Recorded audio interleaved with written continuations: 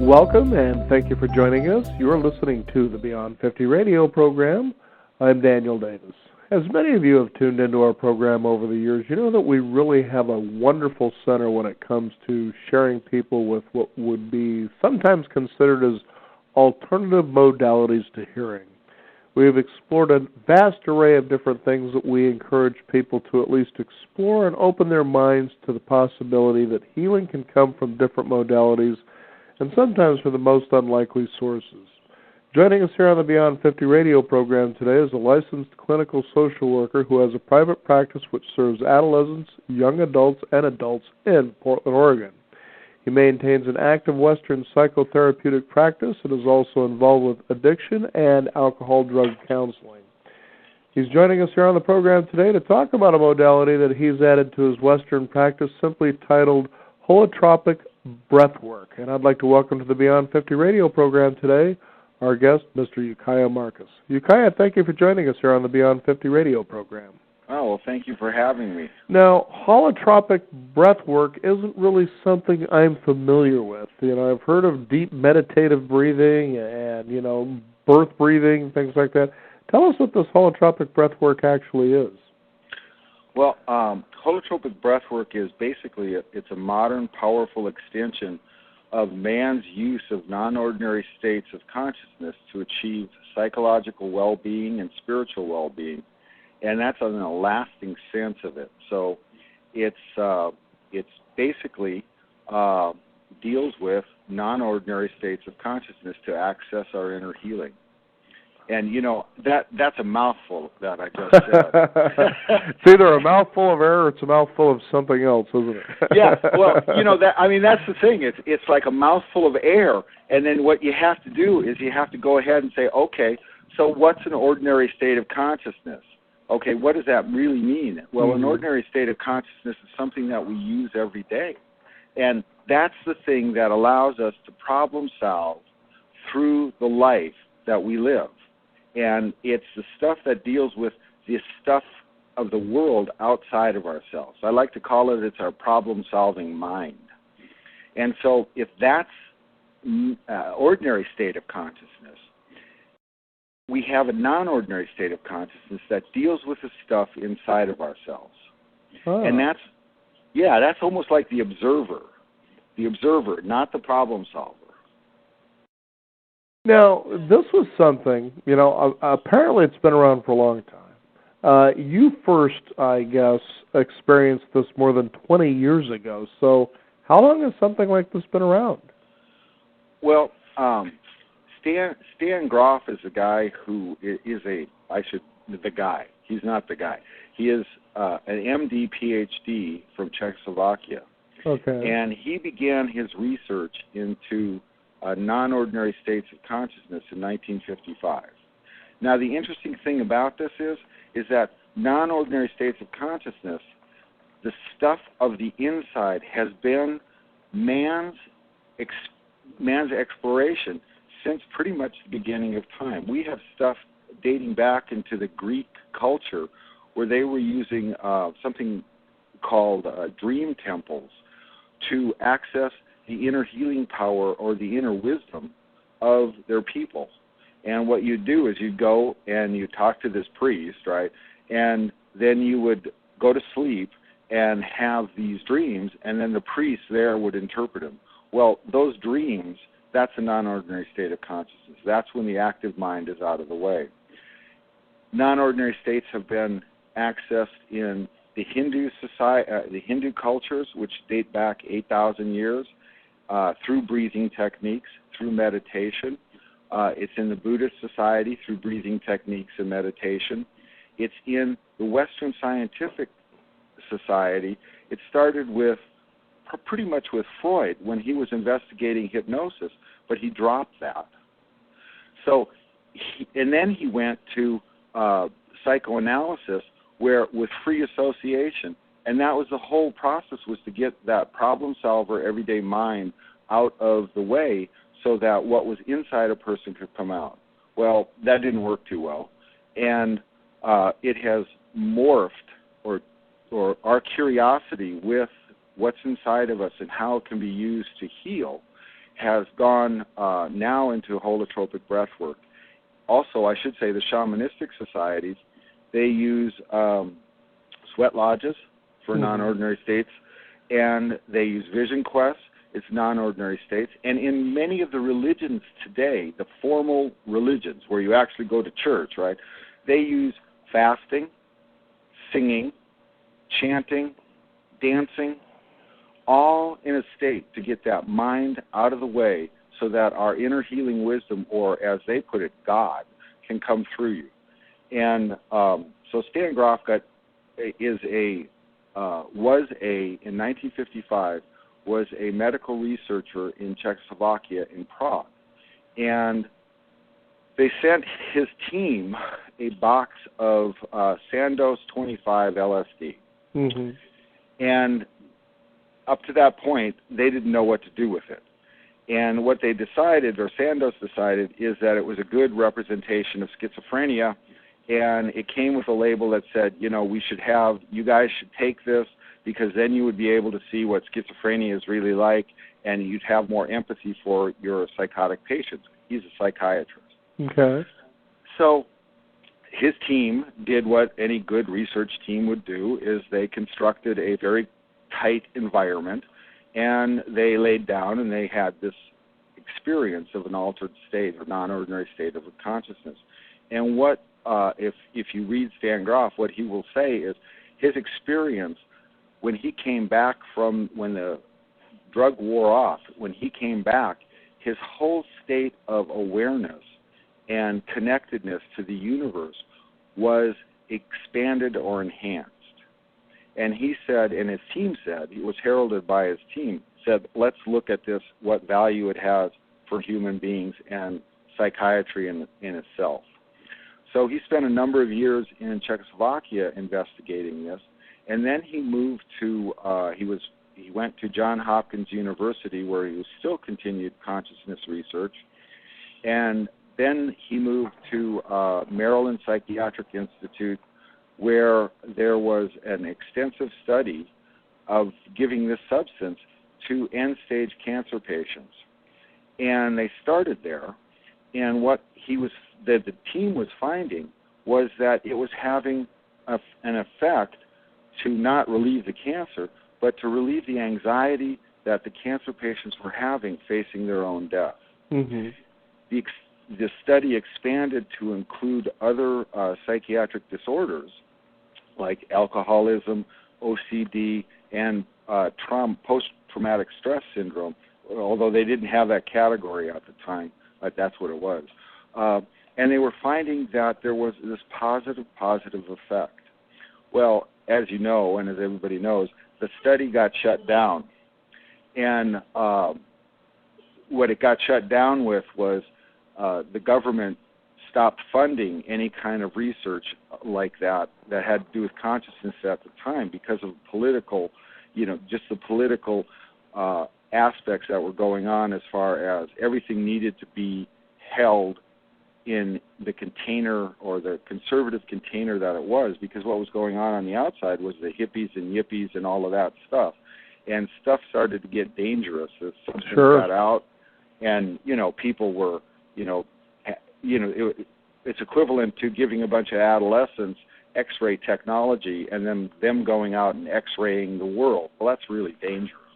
Well, I think it's funny, because what you're drawing there is the people who believe once something like this comes on the horizon, they don't have any responsibility for it because they haven't used the discipline to create it in the first place. Now it's a shortcut, and now all of a sudden, well, we're entitled to it now. Exactly. You got it. Mm-hmm. And, what really happened was that a very powerful mechanism got shut down for 30 years. Mm-hmm. And interestingly enough, at UCLA, Charles Grof just completed a study with cancer patients, again, replicating Grof's initial work, and they're finding many things, effects that are really positive with the use of altered states. So Grof he's out of a job. right? They shut him down, and they shut all the study down, and he has 4,000 to 5,000 case studies of these experiences that people had. And he analyzes, his team analyzes all of these studies and comes up with the fact that what they see at the end after the substance is worn off is in many cases there is a deep, profound, hyperventilative type breathing. So Grof moves to Esalen Institute, gets a residence and scholar opportunity, and what he does is he starts writing, and he starts having a workshop, and the workshop is where people are going to lie down and do this hyperventilation breathing and see what comes up. Mm-hmm. Well, he started to do that with his wife, and his wife said, why don't we add music to this? So now you've got a room full of people doing deep, profound breathing, and you have this evocative music. Now, the interesting thing about music is music produces emotion, but the emotion is different for each individual. It pulls on your own strings. Well, people were having these profound experiences, the same ones that were being reported with his earlier studies. The interesting thing about that is that they became, with all of his data, it became mappable. In other words, he was believing that he was tapping into the psyche. And the psyche would be something that would be beneath the problem-solving mind. And what he was seeing is there were three major types of experiences that were coming through the psyche. The first one was a biographical, which could be re-experiencing traumas that experienced on this existence that we have now. The other one was he was seeing people re-experiencing birth traumas. The third one was that he was seeing people do something that he called transpersonal. In other words, they were extending beyond their skin. So, in other words, that connection that I had talked about earlier that he felt with everything, people were coming back with that feeling. Now, this is 1970s, right? Our technology, as our neurosciences were concerned, were really poor. I mean, compared to today's standard, they were excellent, but compared to today, they were poor. Today, we know that memory is being laid down in the womb. We know that during the first 18 months of life, we don't have any factual memory, but we have basically an emotional coloring of the experiences that we have had because of the way the brain is developed. What Grof was seeing was exactly what neuroscience is showing today. So Grof was seeing people going through these 4 stages right before their birth, and he called them birth matrices.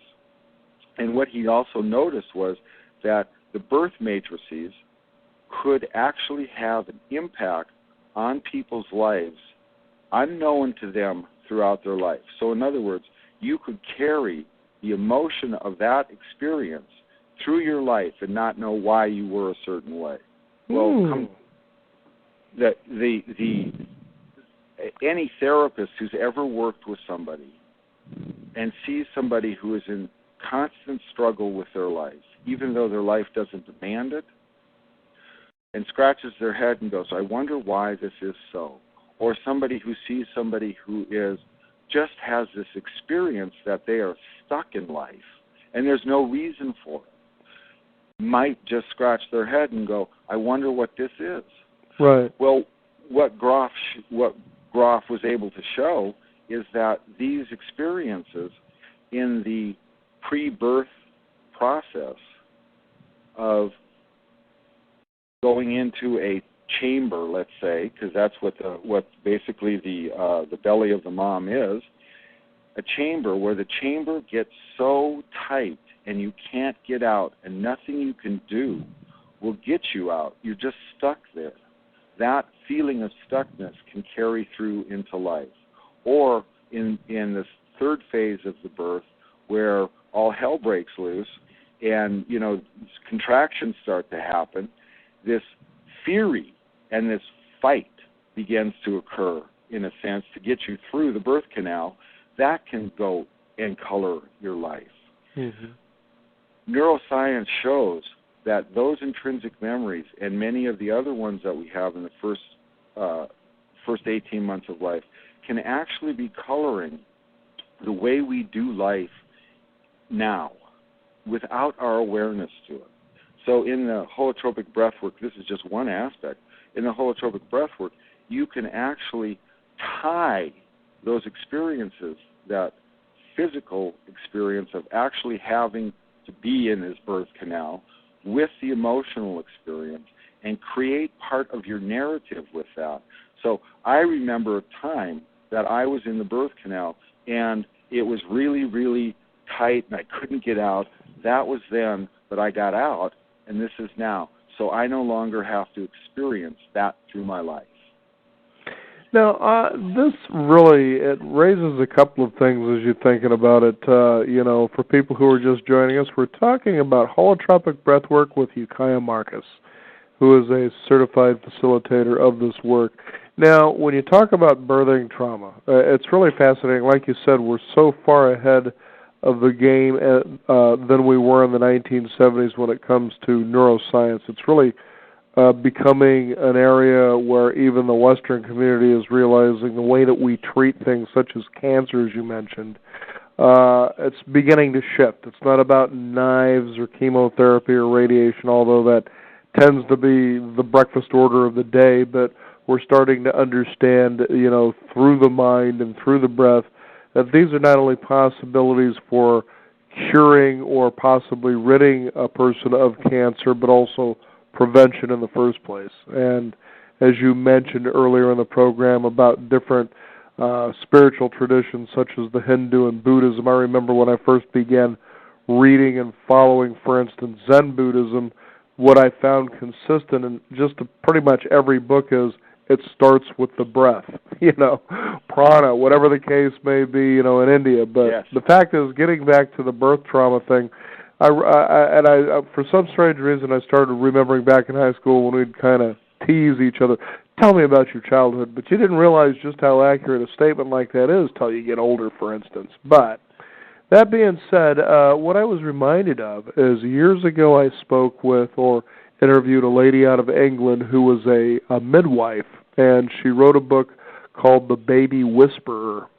And she says, really it's quite interesting how, for instance, in the United Kingdom, the way they go about birthing children there is a process that is about 6 weeks, where the mother really is not left alone after the child is born, and there's a reintroduction back into the home, but the mother is never left alone. She says, it's really disturbing that here in America, the mother and the baby are pretty much tossed out in the street after 2 days. And it got me to thinking, what was it like for indigenous cultures for, birthing women to have babies, and how the village, for instance, was involved in this. And you could see a clear difference in the mental health between something like, let's say, an indigenous culture, and this is just a guess, and fill me in where I may be missing some holes here, and an industrialized culture in and of itself, what the difference is between those two. Well, what you're talking about is you're talking about these intrinsic memories that I was explaining before, and I haven't really done it justice. This work comes from Dan Siegel, who is just leading the field right now in interpersonal neurobiology. But one of the things that you're talking about is you're talking about our styles of attachment right there. Right. And so in that village where you have a village around and the baby is, paid attention to and is held firmly and is honored, these experiences of non-altered states in an indigenous culture, they're honored. The imagination is honored of the child. Mm-hmm. So you have children that are being held safely. You're having children that are being seen, and you're having children that are secure, knowing that they are being honored and respected, and their inner processes are being honored and respected. As a matter of fact, that's one of the aspects of a holotropic breathwork intensive or workshop, is that we create a container where we do exactly that. We don't do anything. We don't manipulate the process, but we create a container where you are held safely and valued because you're valuable, and you are seen. Your process can come out, and we see it, and it's fine, it's wonderful, it's wanted, and you are held with the most honor and respect for what's going on in you at the present time. I mean, you hit it right on. If we had more security, more holding with respect, and more being seen of the child and allowing the child to come out, we'd have a lot better mental health. That's amazing. Well, I thought that because as you were unfolding in your conversation here, I began to think of just recently we had someone on our program that talked about abandonment or the healing from abandonment, and I kind of wonder, especially in a society such as ours, that we may have, been born into a loving family, but the point being is, how many of us, and in fact, in your experience, of the people that you've worked with, especially for things such as addictions and traumas, really have experienced, for instance, abandonment without even being aware of it, as you were talking about? That is abandonment. So how do you define it? That's really the question, is how do you define it? Now, I can define it for myself, and I can define it as when I needed something and I went to look for it from the person or people that were going to give it to me, they were gone, and they left me there to fend for myself. Now, that's how I can define it for myself. So okay. Somebody needs to define it for them. The experience of abandonment, that's an interesting word, because when we're talking about experience, what we're talking about is all of the processes that go on with our senses, the actual physical feeling of what that's like in the body, the actual emotional feeling of what that's like, and the stories we tell ourselves.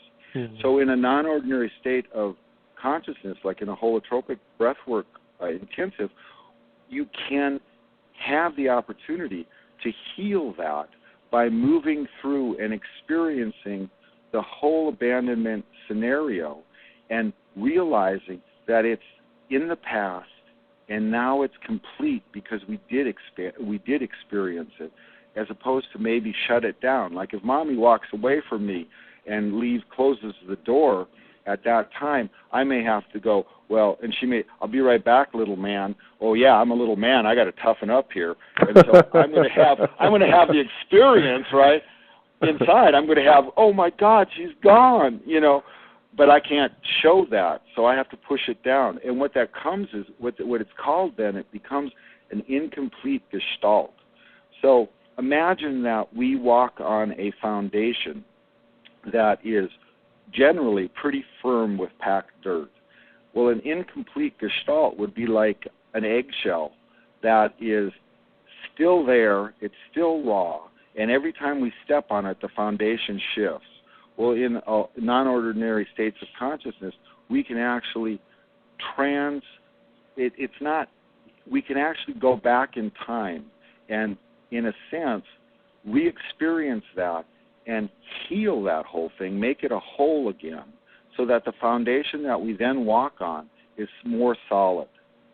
And the interesting thing about when I say go back in time, obviously our physical material bodies don't go back in time, but the mind goes back in time, or the psyche goes back in time and takes care of it. And there's a real, Carl Jung, he did a lot with dreams, and one of the statements that he made that was so powerful is that a dream or an experience like in a non-ordinary state of consciousness becomes a psychic fact. And I can tell you from my own experience, and there are just thousands of other experiences where people have done that, and we don't, honestly, we could be making the whole thing up, but it becomes a psychic fact, it becomes part of the narrative, And the foundation that the person stands on then is firmer. And that foundation means that they are more flexible, adaptable to situations, more compassionate, more connected to the universe.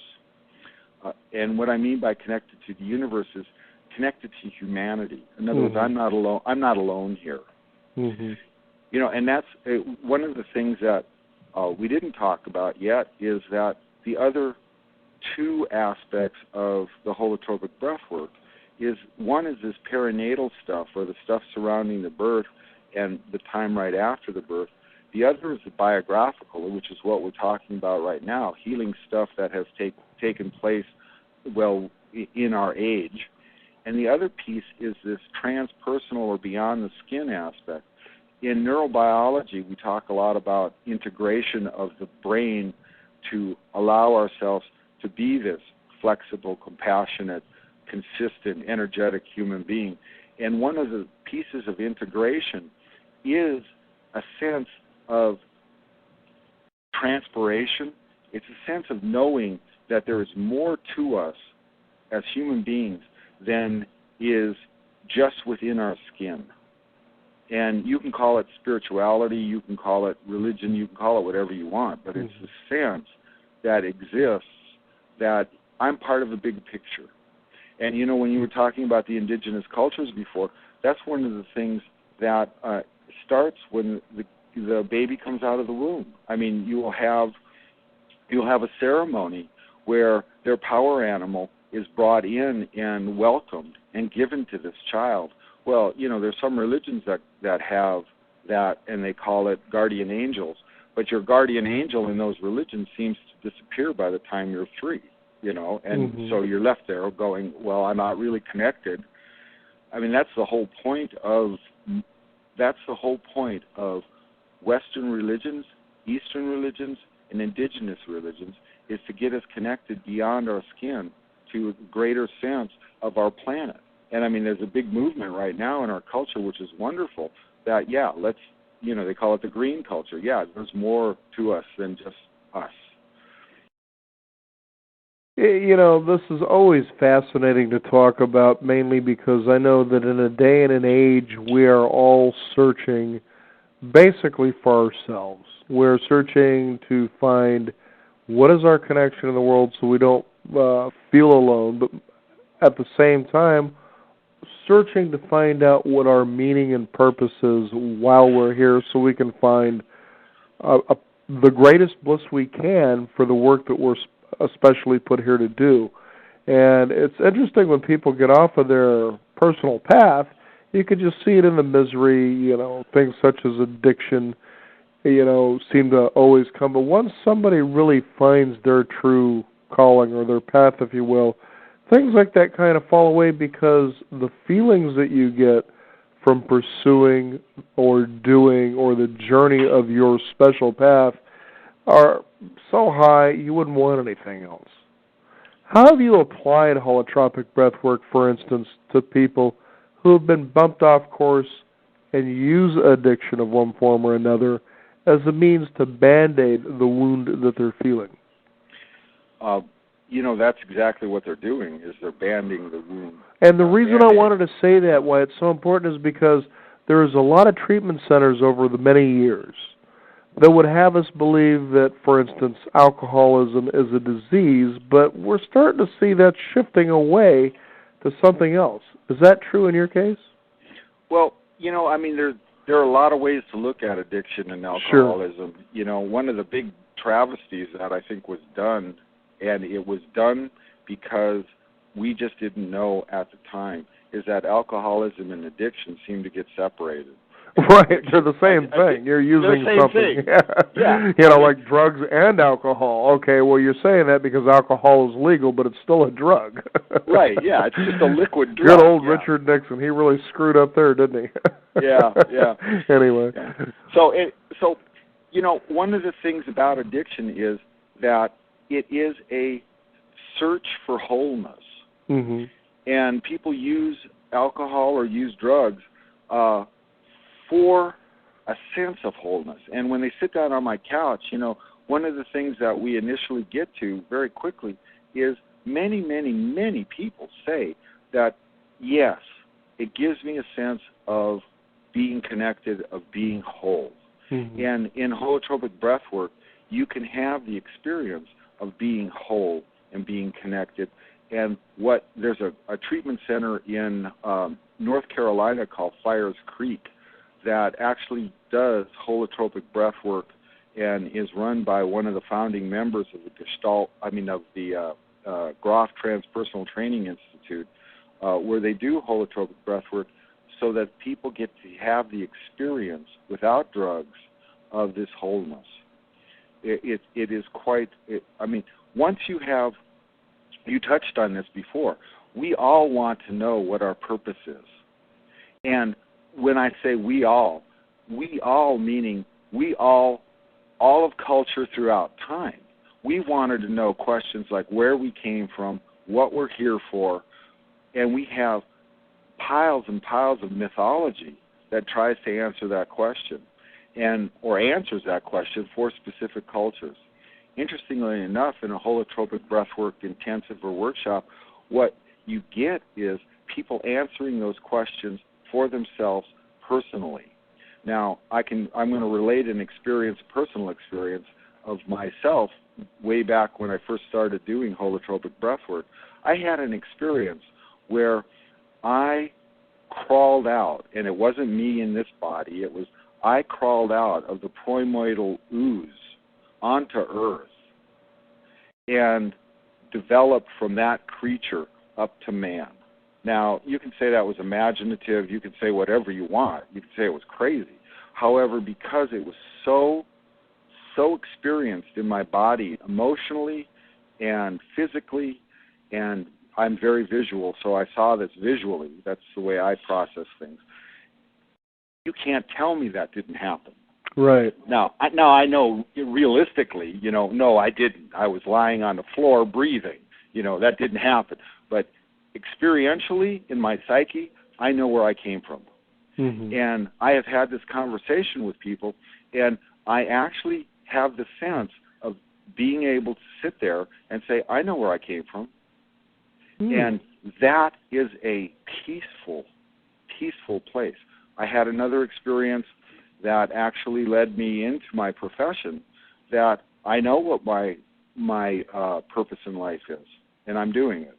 And it wasn't easy to make the change to doing it, but I'm doing my purpose in life because I was shown what it was, basically, in a holotropic breathwork workshop, and I was the story goes like this. I was in chiropractic school, and I came from a upper middle class family where I had to be a doctor. That's all I could be as a doctor. And the doctor had to make a lot of money, and, that was a doctor. That's what I was. And so, let's face it, if I wasn't a doctor, I was a complete failure. Right, sure. Yeah, if we weren't this, we would be failures, and right, yeah, and that's really the trouble. Like in an advertising society or world that we tend to be into, is the idea of the Jones comparison. And if you're not that, then you've really flipped out. And you can see why people turn to addictions in many ways. It's like, I didn't stand a chance. This is the best way I can feel good. I don't know what else to do. Yeah, I was so miserable. Okay, I went to UCLA. And I looked at the process of becoming a physician, and, I took all the classes and went, I can't do that. I just don't want to do that. I really just want to be a psychiatrist. And, my dad and my mom would say, no, you've got to be a physical doctor because psychiatrists, they have lousy lives. They never make any money. What do they know? And, all that stuff of psychology, that's all mushy stuff. You don't want to go into that. And so I said, fine, I'll go to chiropractic school. And I was in chiropractic school, and I was miserable. I hated it. Mm-hmm. And I was doing it. And then I saw a flyer on the bulletin board that said, Holotropic Breathwork, Adventures in Self-Discovery, and it gave a list of kind of the information that I gave you here. Didn't make any logical sense to me, but I knew I had to do that. I did it. And in that first experience, what happened is I experienced a psychological death rebirth. I was actually in this battle where I died, and immediately I was reborn into a village of, like we talked about, a village of loving, caring people who honored me, who held me high. And after that, it was about probably 2 or 3 months later that I made the decision to drop out of chiropractic school and follow my soul's path, which is doing what I do now. And that was much to the chagrin of my parents. It was a very expensive move, and I am so glad I did it, because I never have to ask, what's my purpose in life now? And people who are involved in addiction, who don't have a direction and don't have that sense of wholeness, they can get it. It's there. And you can get it not just through holotropic breathwork. That seems to be a acceleration. And that's kind of the why I became a facilitator, because what I saw, and it's been heralded by many, many therapists throughout since holotropic breathwork has been on, is that the progress made in becoming whole or unified is accelerated by the holotropic breathwork experience. And I know this, and I still see people who will sit down in front of me where we were working on something before a breathwork workshop, and they will sit down afterwards and we'll talk, and they've moved through that. And now we're on to something that we're 6 months down the line. And it's like, it's amazing to me. And at the same point, my wife says I shouldn't be so amazed, because that's why I'm doing this in the first place. Sure. One of the things that Daniel Siegel says is that holotropic breathwork most likely expands the possibilities of the container that we can hold. And expanding the possibilities, what that means is I can become more comfortable in my skin and with my life, because I can see that more things are possible than just this rigid, narrow thing that I am, could be in. Like the rigid, narrow thing, I can only be happy if I'm a doctor. Well, the expansion was, hey, I can be happy because it's got nothing to do with outside myself. It's got to do with inside myself. So what are the possibilities? That's a nice feeling. I can imagine it would be. Now, looking at your website, which is, for our listeners, hboregon.org is the website for holotropic breathing. Lots of great stuff on here, but there was a particular thing I was reading on your website that really struck me as really fascinating, and I'm sure that in your experience personally as well as professionally in working with people through holotropic breathwork, perhaps you can share some insight here on this. Just recently on our program, we had a woman who has been involved with transpersonal psychology for well over 30 years, close to 40 years actually.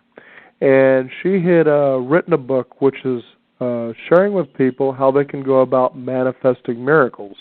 That this isn't just something for the few select chosen by God, for instance, but it's a possibility that is within all of us. And I know that all of us have experienced what can be called serendipity. Some people may call it coincidences, whatever you want to call it.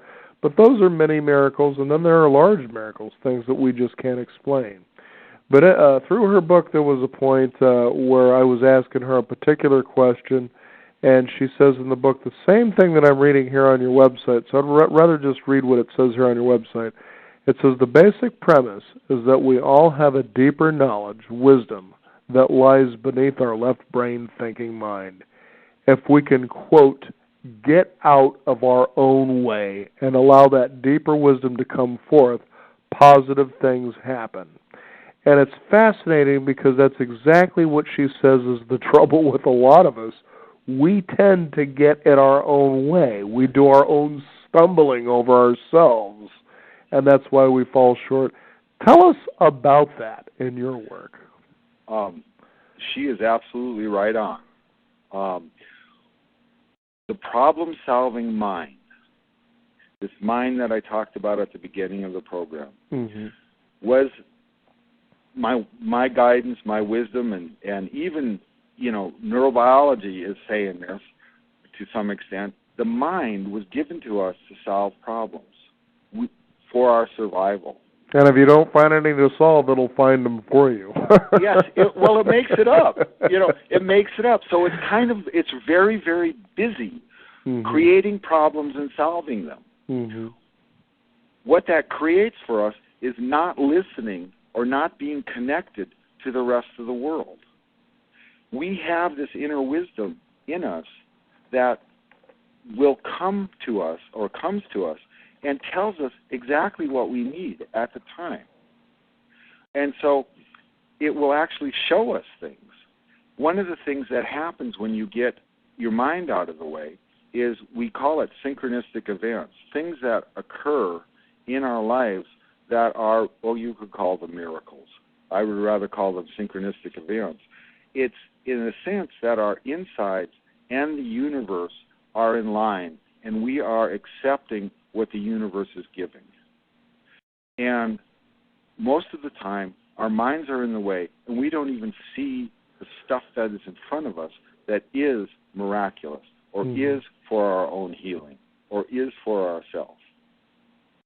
Is that clear? I always get a little tripped up when I start talking about this. No, it's so totally clear, as I have shared with people, especially over the years when I have, wonderful people such as you come on the program, is, I've got this problem and I don't know what to do about it. I said, you'll really be surprised how often the solution is right there, right next to the problem. It's right there in front of you. It's just, for some reason, you choose just not to see it. You choose to see something else. Well, one of the things about that choice is that choice can be colored by these things that I've been calling intrinsic memories that we don't have any experience of as far as factual, but have this emotional coloring to. So fear is a big one. Fear is huge. One of the things, a friend of mine did a rather nice scientific study on holotropic breathwork, and it was published in the Alternative Journal of Medicine and Healing or something like that. And they gave post-tests and pre-tests, and of course you're going to get answers directly related to the post-tests and pre-tests you gave. One of the biggest things that they found consistently was that there was a reduction in the fear of death by people who engaged in holotropic breathwork and in this non-ordinary state of consciousness process. That doesn't sound like any big deal.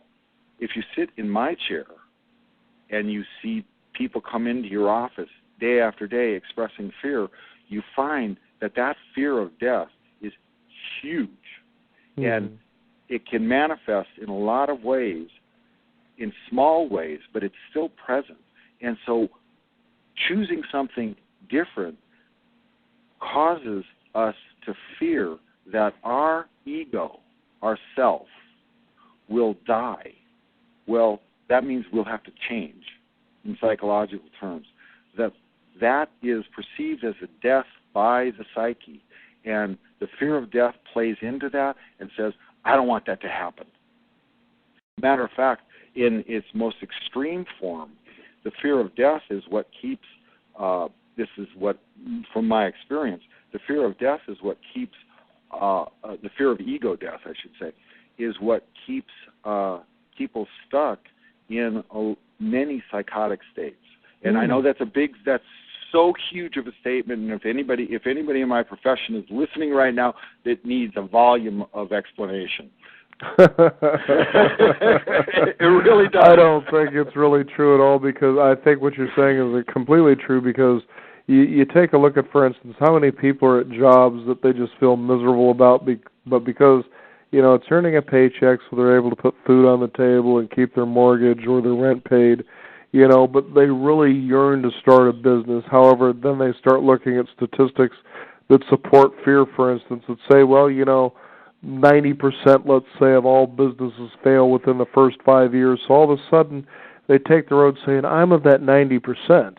Right. So there's that fear of risk, which could be led to the fear of death. I mean, to a lot of people, losing something they're familiar with, for instance, something that feels comfortable, is a death in and of itself. Why would they want to risk that, kind of a thing?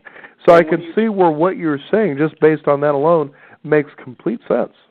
When you talk about addiction, one of the first things that a person who is addicted has to do is die to the fact that they are an addict. Mm-hmm. However, I should say die to the fact that they are a human being and realize that they are an addict, and then die to the addiction itself. So in other words, that transformation that's going on is a process of psychological death, rebirth, that goes on so that the change can take place. Without it, you do not have a change. Even a new father who comes from, he just got married or is married, is a father, or is a husband in a single non-child couple, right? He has a baby. He now has to change his position in life to being a father. That movement itself is going to have loss in it that he identified himself with. So in other words, I could go out and fish and go hunt and do all this stuff every time I want to, and my wife's fine with that, but now all of a sudden I got a kid and I can't do that anymore. That piece is considered a psychological death. And, if you resist it, you're going to have trouble. Right. If you go with the flow and go with the rebirth into this new way of being, this new fatherhood, then you have a smooth movement into a new smooth movement through the transition in your life into your next phase. And so that fear of death that gets diminished in these non-ordinary states of consciousness actually plays out throughout our lives, because it's not just physical death, it's psychological death, rebirth. Fascinating stuff. Now, if you could, again, go ahead and give our listeners your website, but I also understand that in Portland, Oregon, that you also have workshops for people to experience holotropic breathwork and to basically get started.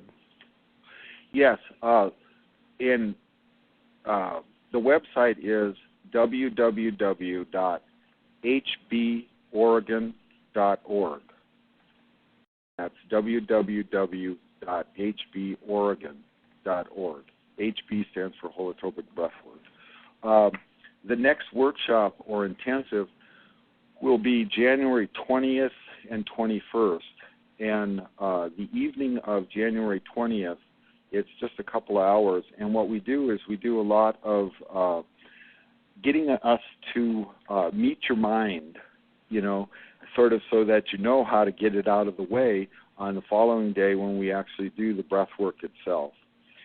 You meet your partner, or you can come with a partner, and that's a really interesting and wonderful position. Holotropic breathwork is done in dyads, and one of the people in the dyad is a sacred witness, and we teach you how to be a sacred witness. And then as the dyads switch positions, the other person gets to be a sacred witness. And we go through all of that and teach people how to do that, and it's a really unique experience. So that's January 20th and 21st. And it's at a beautiful campus, and it's the West Hills Unitarian Universal Fellowship out in Garden Home, and we provide meals and snacks. And generally what people tell us is that it's a really wonderful experience, and we don't let you go after the workshop, meaning you're not just going to a workshop and being done, you're being part of the holotropic community here in Portland and Oregon. And we go out to brunch and we talk holotropics and how to use the material that came up. And, we try to our intention is to take really good care of the people that come, and so that their experience is going to be really valuable to them. Life-changing, that's my hope, because that's my job. Absolutely, and it sounds like it's a lot of fun as well. That it is. I love what I do. I feel honored and blessed every day. And we're honored and blessed that you found your calling to be able to help others, which is what we're all ultimately here to do, is to kind of help all of us enjoy this wonderful mystery known as life. That's right. Thank you. Yeah. Ukiah Marcus, thank you for joining us here on the Beyond 50 radio program. Give out your website one more time. It's www.hboregon.org. Ukiah Marcus, again, thank you for being on the Beyond 50 radio program. Thank you. Thank you. We also encourage you, the listeners out there, be sure to join us at our website, which is beyond50radio.com. That is the number 50. Sign up for our free weekly e-newsletter. Be sure to visit us at our blog. We archive our shows there, so that way you can listen at your convenience as well as share the information with others. I'm Daniel Davis. Thank you again for tuning in. This is the Beyond 50 radio program. Remember, live your day past